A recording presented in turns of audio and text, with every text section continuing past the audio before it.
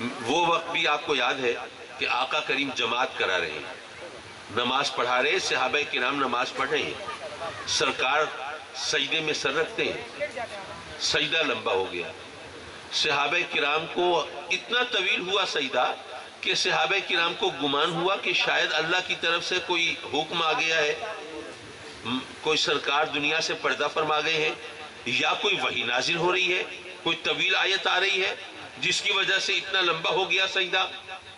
بہرحال آقا کریم نے جب سلام پھیرا، فارغ ہوئے نماز سے، تو صحابہ کرام نے پوچھا سرکار وجہ کیا تھی؟ کیا وحی آ رہی تھی؟ اتنا طویل سجدہ؟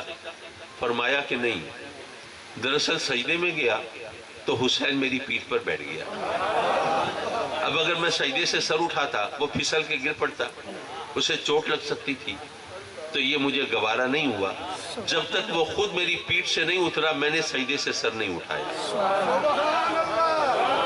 یہاں پر دو باتیں، دو سبق ملتے ہیں۔ پہلی بات یہ کہ ذرا دیکھیے کہ جس ہستی کا آقا کریم کو اپنی پیٹھ سے گرنا گوارا نہیں، جن لوگوں نے ان کو گھوڑے کی پیٹھ سے گرایا ہے ان کی حیثیت کیا ہے؟ یہ سوچنے کی بات ہے نا۔ سرکار جس شہزادے کے بارے میں یہ فرماتے ہیں کہ میری پیٹھ سے نہ گرے کہ چوٹ نہ لگے، اور جن لوگوں نے ان کو زخم لگائے ہیں اور گھوڑے کی پیٹھ سے کھینچ کے گرایا ہے، پھر ان کے بارے میں ہمارا ایمان کیا کہتا ہے؟ یہ ہمارے سوچنے کی بات ہے۔ دوسری ایک بات اور ہے، دیکھیے بات یہ ہے، فرض کریں کوئی آپ کے بچے، اب یہاں دیہات میں تو مجھے نہیں پتا میں یہ مثال کس حد تک فٹ بیٹھے گی، لیکن آپ سمجھ سکتے ہیں کہ اگر آپ کوئی شہر میں رہنے والے لوگ ہوں تو بعض اوقات بچے شکایت کرتے ہیں کہ بابا کوئی سیر سپاٹے کے لیے، کوئی پکنک کرنے کے لیے، منانے کے لیے لے چلیں، ذرا چناب کے دریا کے کنارے پہ لے چلیں۔ تو کبھی باپ بھی سوچتا ہے کہ یار یہ ہر وقت کام کاج میں گھرے رہتے ہیں، چلو آج چھٹی کر لیتے ہیں، بچوں کو لے چلتے ہیں۔ تو جب جناب پکنک کا پروگرام بنایا، بچوں کو لے کے جناب دریا کے کنارے آئے، وہاں پہ ہلا گلا ہو رہا ہے، شور شرابہ ہو رہا ہے، کچھ جناب کھانے پینے کا بھی سلسلہ ہے، اپنے ساتھ جیسے ہوتا ہے لوگ چیزیں لے آئے ہیں۔ اب ظاہر ہے کہ دریا کے کنارے وہاں پر کوئی باقاعدہ پکنک پوائنٹ تو نہیں ہے، وہ ساز و سامان تو نہیں ہے، ذرا دیکھا وضو کرنے کی جگہ نہیں، نماز پڑھنے کی جگہ نہیں، تو پھر سوچا یار وہ رحمان ہے، وہ رحیم ہے، وہ جانتا ہے کہ میں نے جان بوجھ کے تو نماز نہیں چھوڑ رہا، اب یہاں پہ اہتمام نہیں ہو سکتا، کیا کروں؟ چلو اللہ معاف فرمائے گا، بچوں کی پرورش کرنا، ان کی تربیت کرنا، ان کی دیکھ بھال کرنا، ان کے لاڈ اٹھانا، یہ بھی تو اسی کا حکم ہے نا۔ چلیے جی نماز رہ گئی، کوئی بات نہیں، گھر جا کے قضا پڑھ لیں گے۔ ہم سے ایسا ہو جاتا ہے، ہم بچوں کے لاڈ اٹھاتے ہیں اور اس میں نمازیں چھوڑ دیتے ہیں۔ آقا کریم نے تربیت یہ فرمائی ہے کہ میں بچوں کے لاڈ اس طرح اٹھاتا ہوں کہ نماز لمبی کر دیتا ہوں، نماز چھوڑ کے لاڈ نہیں اٹھاتا، نمازیں لمبی کر کے لاڈ اٹھاتا ہوں۔ دراصل یہ سوچ کے فرق ہے نا، یہ زاویہ نظر کا فرق ہے۔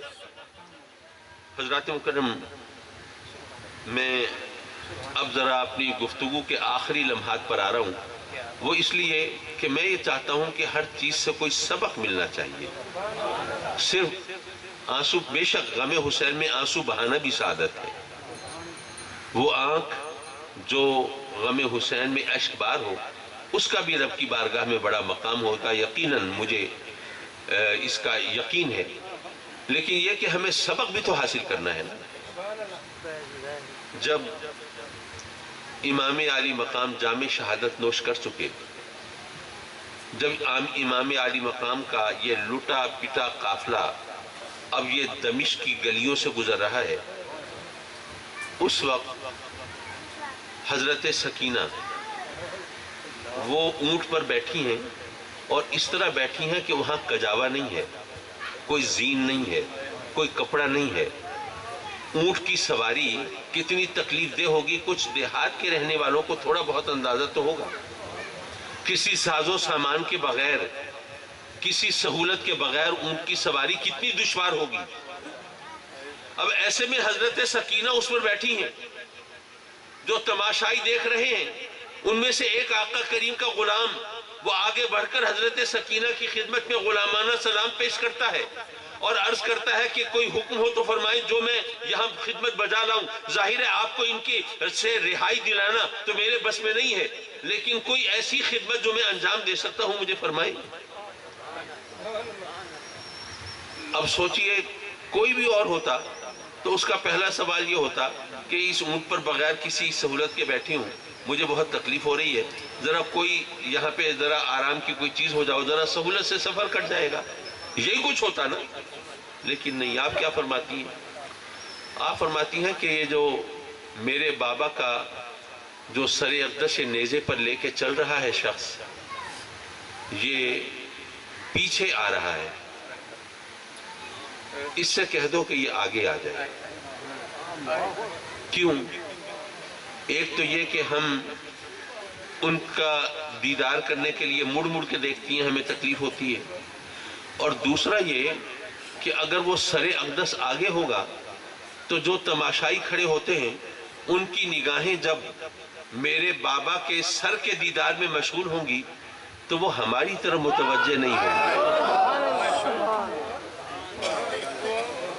پھر وہ ہماری طرف متوجہ نہیں ہوں گی. میں اہل بیت کی عظمت اور حرمت کا لحاظ کرتے ہوئے چاہتی ہوں یہ سر آگے ہو تاکہ دیکھنے والے تماشائی جو ہیں وہ سر کے دیدار میں محو رہیں، وہ لٹے پٹے قافلے کی طرف ان کی نگاہ نہ پڑے. یارو یہ خاندان وہ ہے کہ جو اس عالم میں بھی ان کو ان چیزوں کا لحاظ ہے. تو رب کائنات نے اگر ہمیں ہر نماز میں آقا کریم کی آل پر درود بھیجنے کا حکم دیا ہے تو ایسے ہی نہیں دیا ہے. انہوں نے عظمت کے وہ نشان اجاگر کیے ہر مقام پر، ہر مرحلے پر، اور ہر فرد کے حوالے سے اگر آپ غور کریں تو پتہ چلتا ہے کہ انہوں نے ایثار، قربانی اور عظمت کا کوئی پہلو تیسرا نہیں چھوڑا ہے. رب کائنات اپنے کرم سے ہمیں صحیح طور پر ان کی سیرت کو دیکھنے، سمجھنے اور پرکھنے کی توفیق عطا فرمائے. آیہ کریمہ کے حوالے سے دو جملے بول کر میں آپ سے اجازت چاہ لوں، کیونکہ آیہ کریمہ پڑھی تھی خطبے میں تو میں یہ نہیں چاہتا کہ یہ ہو کہ جی بس ضمناً پڑھی تھی. قل، اے محبوب آپ فرما دیجئے، کیا کہہ دیجئے؟ لا اسألکم علیہ اجرن، میں اس پر تم سے کوئی اجر نہیں مانگتا. کس پر؟ مذکور نہیں ہے. ظاہر ہے ہر وہ چیز جس پر اجر طلب کیا جا سکتا ہو وہ یہاں پر سب شامل ہو گئی. وہ ہدایت بھی آ گئی، قرآن بھی آ گیا، اسلام بھی آ گیا، اور بلکہ اگر مجھ سے پوچھیں تو میں تو کہوں لولاک لما خلقت الافلاق لولاک لما اظہرت الربوبیت کے حوالے سے دیکھیں تو ہمارے وجود کی نعمت بھی اس میں شامل آ گئی کہ سب کچھ اس میں شامل ہو گیا کہ جو کچھ بھی میری نعمتیں ہیں، رحمتیں ہیں، تم پر عنایتیں ہیں، شفقتیں ہیں، تمہیں ہدایت ملی ہے، تم ننگے انسانیت سے تمہیں فخر ملائکہ بنایا ہے، تم بھٹکے ہوئے تھے صراط مستقیم پر چلایا ہے، تم گناہوں کی دلدل میں دھسے ہوئے تھے، تمہیں نیکی کی راہ دکھائی ہے، تم جہنم کی طرف جا رہے تھے، تمہیں جنت کا راستہ دکھایا ہے. تو اس کا احسان تم سے کچھ اور اجر نہیں مانگتا، صرف اتنا چاہتا ہوں کہ تم میرے قرابت داروں سے، میرے اہل بیت سے محبت کرو.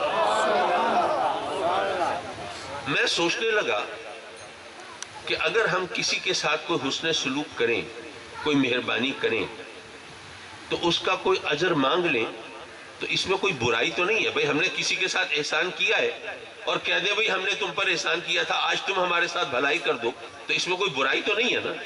اس میں برائی تو نہیں ہے، لیکن اس میں بڑائی بھی نہیں ہے. بڑائی تو تبھی ہے نا کہ آدمی بس نیکی کرے، بھلائی کرے، حسن سلوک کرے، پھر اجر وغیرہ نہ مانگے. اچھا، اسی قرآن میں دیگر انبیاء کے اقوال موجود ہیں جو کہتے ہیں کہ ہم تم سے کوئی اجر نہیں مانگتے، ہمارا جو اجر ہے وہ رب العالمین پہ ہے. یہ قرآن کئی جگہوں پر، یہ حفاظ قرآن وہ تمام مقامات دکھا دیں گے، ایک آدھ جگہ کی بات نہیں ہے جو میں پڑھتا. تو کئی انبیاء کے اقوال قرآن میں موجود ہیں جو اپنی قوم سے کہتے ہیں کہ ہم نے جو تمہارے ساتھ حسن سلوک کیا، تمہیں تبلیغ کی، تمہیں ہدایت دی، تمہیں راستہ دکھایا، تم سے اجر نہیں مانگتے، ہمارا اجر ہمارے رب پہ ہے. تو مولا باقی انبیاء تو کہیں کہ تم سے اجر نہیں مانگتے، ہمارا اجر رب پہ ہے، اور مولا تو اپنے محبوب سے خود کہلواتا ہے کہ مجھے اجر چاہیے، میرے قرابت داروں سے محبت کرو. مولا اب یہ معاملہ کیا ہے؟ اجر مانگنا تو برائی نہیں، لیکن نہ مانگنا تو بڑائی ہے۔ اب باقی انبیاء تو بڑائی کا مظاہرہ کریں اور تیرا محبوب اجر مانگے، یہ بات سمجھ میں نہیں آئی۔ کیوں ظہور صاحب، کچھ سمجھ میں آ رہا ہے آپ کے؟ سبحان اللہ۔ بات دراصل یہ ہے، کبھی کچھ لیا جاتا ہے دینے کے لیے اور کبھی دیا جاتا ہے لینے کے لیے۔ ابھی آپ اسی گورکھ دھندے میں پھنسے ہوئے ہیں، یہ کیا بات بن گئی؟ لیا جاتا ہے دینے کے لیے، دیا جاتا ہے لینے کے لیے۔ ذرا اس کو سمجھا دوں۔ دیکھیے فرض کریں کوئی وزیر اعظم، میں کوئی سیاسی جلسے میں نہیں ہوں، سیاسی تقریر نہیں کر رہا، جو بھی وزیر اعظم ہو وہ آپ کے علاقے میں آ رہا ہو، اس کی جماعت کا کوئی غریب کارکن ہو، وہ ڈی سی کو کہے کہ بھائی میرا اس غریب کارکن کو کہو کہ میں اس کے گھر آؤں گا چائے پینے۔ اب غریب کارکن کو گھر کو جب پیغام ملا کہ وزیر اعظم صاحب چائے پینے آئیں گے، تو کیا ان کو برا لگے گا کہ یار وزیر اعظم شودا بیچارہ، اس کو کوئی چائے بھی نہیں پلاتا، اب میرے پاس آ رہا ہے چائے پینے، اب میں کیا کروں؟ اب وزیر اعظم اکیلا ہوتا تو چلو میں غریب آدمی ایک کپ چائے پلا دیتا اسے، اب اس کے ساتھ تو پورا لاؤ لشکر ہوگا۔ اور چلو صرف چائے پلانے کی بات ہوتی تو اور بات تھی، اب ظاہرہ خالی چائے تو آدمی نہیں دیتا، کوئی دودھ بسکٹ، کوئی بسکٹ کیک وغیرہ تو رکھتا ہی ہے، تو میرا تو دیوالیہ نکل جائے گا۔ وزیر اعظم صاحب نخرے کر رہے ہیں، چائے پینے آ رہا ہوں، کیا وہ برا مانے گا؟ نہیں، وہ تو خوشی سے پھولا نہیں سمائے گا، جگہ جگہ لوگوں کو بتائے گا جناب وزیر اعظم میرے پاس اس غریب ورکر کے پاس آ رہا ہے چائے پینے کے لیے۔ ایسا ہے کہ نہیں ہے؟ وزیر اعظم نے بظاہر اس سے چائے مانگی ہے، حقیقتاً اس کو جتنی عزت دی ہے اس کا کوئی کیا تصور کر سکتا ہے؟ ٹھیک ہے نا؟ بعض اوقات لیا جاتا ہے دینے کے لیے اور بعض اوقات دیا جاتا ہے لینے کے لیے۔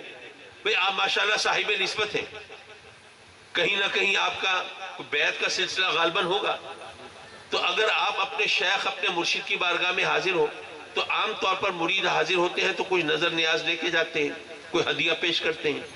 تو اگر آپ اپنے مرشد کی بارگاہ میں جائیں اور کوئی تحفہ کوئی ہدیہ پیش کریں تو کیا سوچ کے پیش کرتے ہیں؟ کوئی احسان چڑھا رہے ہیں مرشد پہ؟ نہیں، بلکہ اصولاً نیت یہ ہونی چاہیے کہ یار یہ ہمارا حقیر ہدیہ تحفہ اگر مرشد نے قبول کر لیا اور دل سے ہمیں دعا دے دی تو ہمارے تو وارے نیارے ہو جائیں گے۔ اب بظاہر تو دے رہے ہیں، حقیقتاً لینے کے لیے دے رہے ہیں۔ کبھی لیا جاتا ہے دینے کے لیے، کبھی دیا جاتا ہے لینے کے لیے۔ اللہ نے گویا ہی فرمایا اے محبوب جب تو اپنے اہل قرابت کے لیے ان سے محبت مانگے گا تو یہ جب تیرے شہزادوں سے محبت کریں گے، جب تیری شہزادی سے محبت کریں گے، جب جنت کے سرداروں سے محبت کریں گے اور جو سچی محبت کریں گے، محبت کے نام پر دکانیں نہیں کھولیں گے، حقیقتاً محبت کریں گے، تو کیا وہ اپنے محبت کرنے والوں کو جہنم میں جانے کے لیے چھوڑ دیں گے؟